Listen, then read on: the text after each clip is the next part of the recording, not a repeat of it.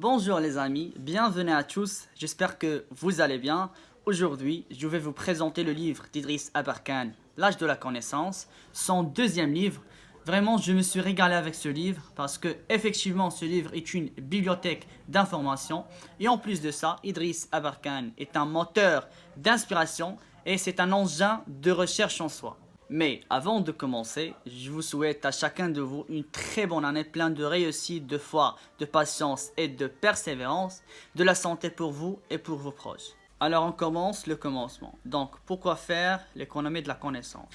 Pour une raison très simple qui est que, comme la connerie, la connaissance est infinie.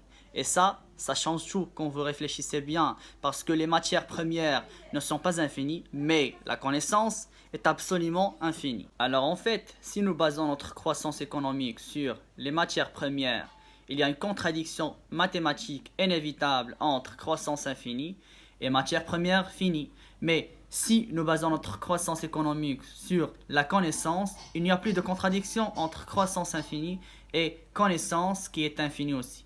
En effet, l'économie de la connaissance est très particulière en ce sens qu'elle est régie par des lois différentes de l'économie des matières premières. En fait, ces règles, elles sont très simples. Il y en a trois, deux bonnes nouvelles et une mauvaise nouvelle. La première règle, c'est que les échanges sont à 100 positifs. Qu'est-ce que ça veut dire?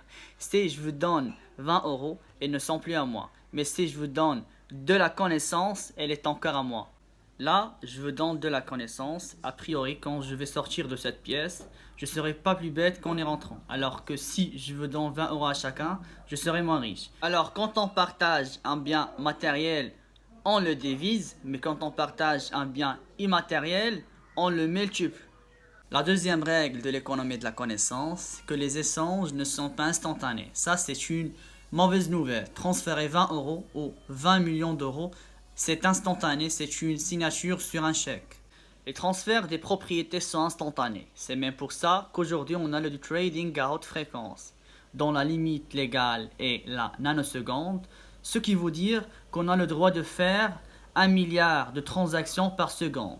Mais la connaissance, il n'y a pas de trading à haute fréquence dans la connaissance. Ce vidéo, il prend du temps. Transférer de la connaissance, il prend du temps. Je ne peux pas, par exemple, donner le physique quantique en 2 minutes. Et la dernière règle est une bonne nouvelle, c'est que les combinaisons de connaissances ne sont pas linéaires. Qu'est-ce que ça veut dire?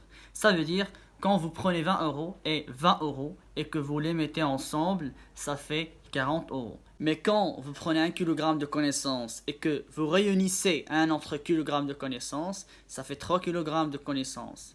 Quand vous regroupez deux connaissances, ça crée systématiquement une tierce connaissance qui est au pire triviale mais non nulle et au mieux révolutionnaire. Enfin, j'espère que cette vidéo vous a plu. Je vous souhaite une très bonne journée et à très bientôt.